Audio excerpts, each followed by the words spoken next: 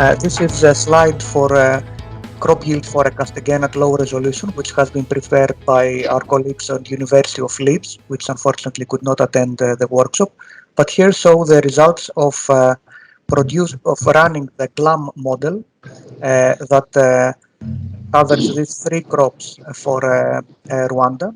And after validating the results with local statistics, they confirm that the model works well for potato. As you can see, the trended correlation coefficient is quite good and agrees with the historical data available to the model. Unfortunately for wheat, the results are not that good. You see, the correlation coefficient is meaningless, and so it should not be used as it is. And for maize, again, the results are not that good, and there is less evidence of skill. These are generic results for wide area pixels, and they take into account the meteorological condition as well as satellite data on the vegetation. There is also a high resolution product that my colleagues have developed, but they tested it in Mozambique for rice, where it has shown very good results with machine learning. Of course, we can try that in Rwanda. If you have data available for many fields, we will be happy to collaborate. Next, Giovanni will present the crop calendar products at high resolution. Yeah, then based still on Sentinel-2 images and then on the annual behavior of an index like the NDVI, for instance, we can extract this crop calendar for different kind of crops. This is an example. Then what we are providing is a file containing 10 bands. Each band has a different information. In particular, for instance, band 1 is providing the start of season, the band 2 the end of the start of season, then the day of the maximum value of the NDVI, and so on. I'm sorry. Then this is also given at 10 meters, provided once per year, of course, at the end of the year.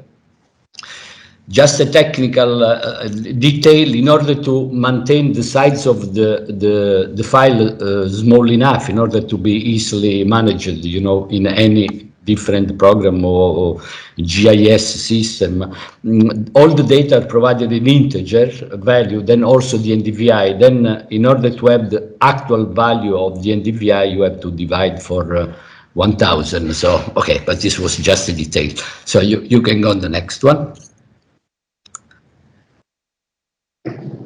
Then when we have the phenology, we can also estimate the behavior of the different crop with respect to the phenology of the previous year. Then in this way, we can estimate if the crop is growing regularly as the previous year, or is in delay with respect to the year before, or is in advance with respect to the year before. So this is just a way to monitor the behavior of the crop with respect to the previous year. Thank you, Thomas. The next.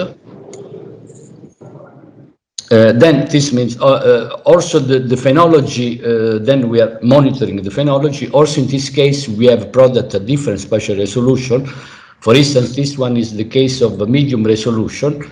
Some of the products that you can find in the platform, Africultures platform, is not produced by us, but is taken from other project, other initiatives. For instance, this case, this is taken from the FAO Vapor site, and then is a comparison of the different phenology taken in here 2019 and 2020 for all the country. Here in these maps, we are just showing the difference between the start of the season and the end of the season. Then is the range of growing of the crop. Then you can see how was different between these 2 years, the general behavior of crop, but also no crop, because this is also referring to the general vegetation. Then it's just an idea to see how the things are changing. Please go on the next one. Here we have this crop early warning medium resolution, then using a combination of vegetation status based on NDVI, for instance, and the precipitation condition and the temperature, then temperature anomaly compared with the previous year. Sorry. Precipitation conditions compared with the previous year and vegetation status, then NDVI with the previous year, we can estimate this crop early warning that gives us an idea of the a level of warning concerning to the crop. We have defined 4 levels. Of course, 0 means no early warning, no warning. 1 is low level warning. Just the NDVI is not as the previous year. 2 or 3 means that this NDVI anomaly is accompanied by an anomaly in the precipitation of the temperature, and 4 means that all of them are in anomaly conditions. Okay, please, Thomas. This is almost the same. Then we are using this vegetation condition index, the temperature anomalies, and the precipitation anomaly. Then combine all of them, we are coming out with this crop CREW, crop early warning. Thank you, Thomas. Next. Then, of course, also this early warning is based on the historical value of the NDVI, in this particular case, computed considering the last 6 years of Sentinel-2 images. This is just an image taken combining the mean NDVI in different decades of the year from the 2016 to 2021, so in the last 6 years. Next one. Also are available on the Africultures website the land cover maps. Actually, this one was not produced by us, but is provided, taken from the FAO Vapor link. Then you can find all this information simultaneously available on the platform. It's just a comparison between 2010 and 2020. Please, next one. We also are then having this different land cover at different time. We can also estimate the change from the 2 years in terms of the change of land cover, then change of areas devoted to crop, or areas, I don't know, vegetated areas, forested areas, for instance, and so on. I'm really sorry, this is insisting to call me. Please, next one. Another product is the barnet area maps at medium resolution. This is provided a resolution of 300 meters every 10 days. Actually, in map here, you see we are also providing this, this 10 days product, but also an accumulation of the barnet area. Then at the end of the year, you can compare the barnet areas of this year with the previous year very easily.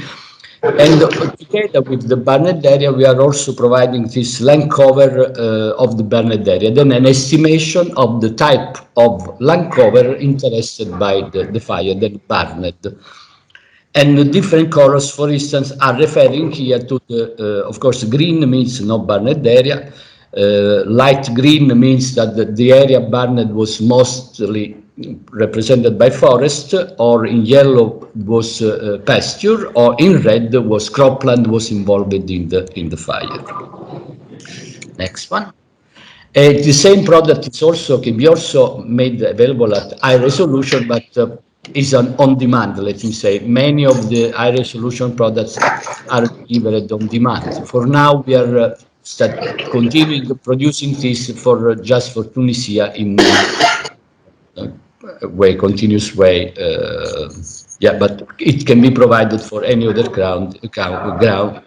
country if requested. Thank you, Thomas. Please. Another one product is developed in the Africultures is the soil moisture monitoring. This also is provided at low resolution, as you can see from the pixels of the country, at 10 kilometers spatial resolution. This is providing the moisture of the soil at different depth.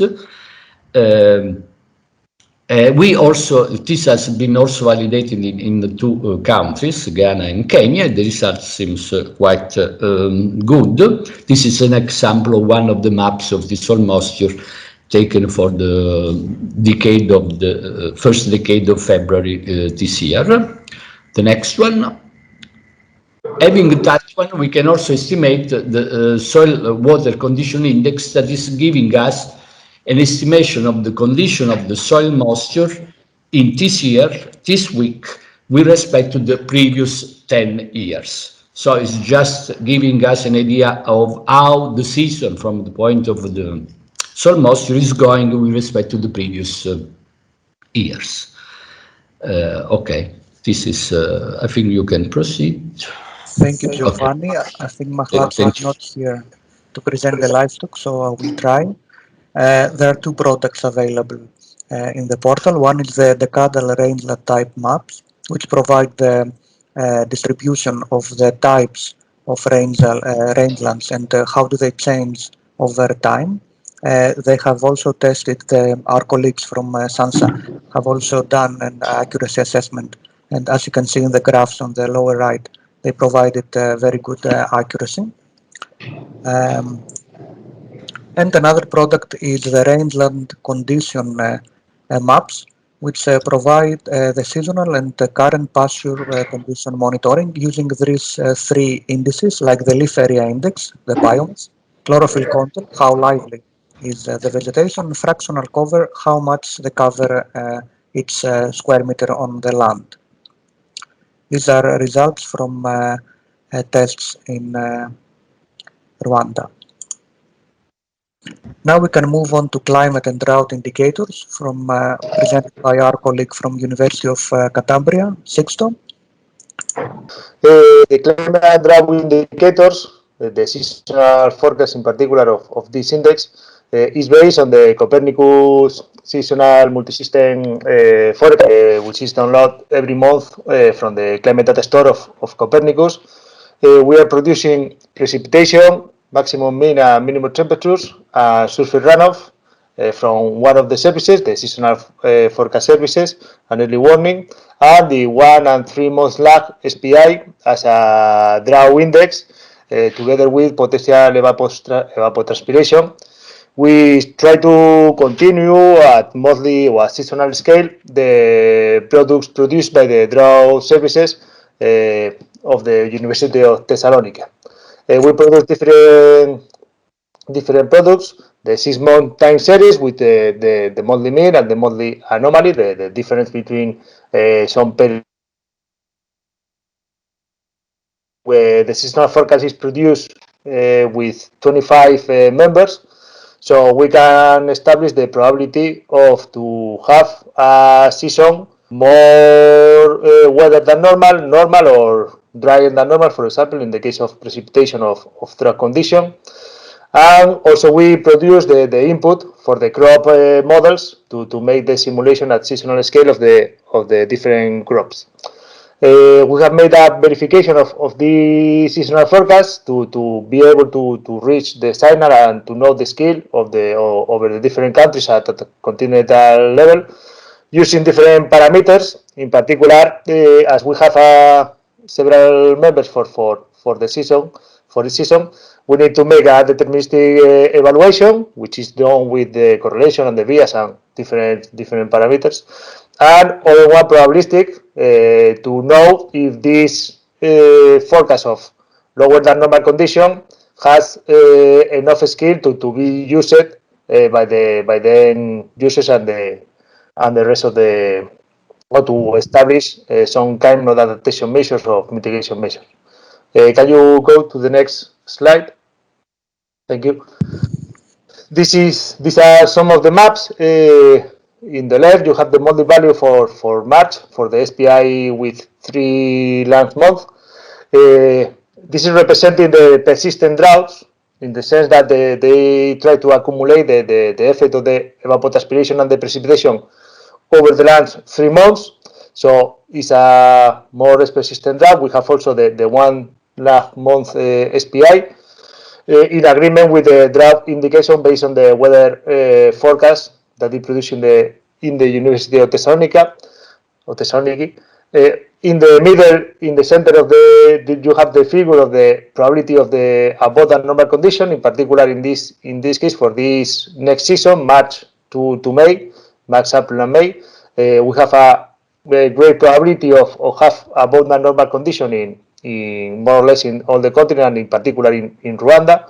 And in the left, you have one of the validation of the evaluation based on the correlation, the Pearson correlation of the interannual series for the SPI 3, because is the drought indicator with the best results on the validation, also both for the deterministic validation and the probabilistic evaluation, which is shown in the next slide. Thank you. On the right on the slide, you have the reliability class, which is trying to explain or to show the usability of the seasonal forecast at this scale. This evaluation is done at country level. So we have the columns for Rwanda, and the 3 numbers represent the different terciles, the above than normal, the lower than normal, normal, and above than normal terciles for each season. So you have a very good scale for the temperature, which is normal in this kind of forecast. You have some windows of opportunity for precipitation, which is also because it's a variable which is difficult to predict with the scale of in some parts of the world. But as I said previously, you have a good the scale for the SPI 3. Then you have a good skill to predict the percentage drop over Rwanda in this case, for most of the seasons.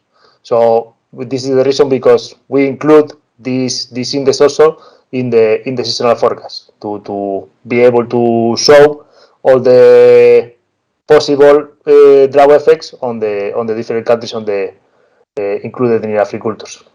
So thank you, and sorry for the problems with the mic. Don't worry. Thank you very much, Sixto. Thank you all for the presentations and for your patience. I hope we clarified how the products that you're going to see now on the portal have been created. We are available to answer any questions if there are during the workshop. Thank you.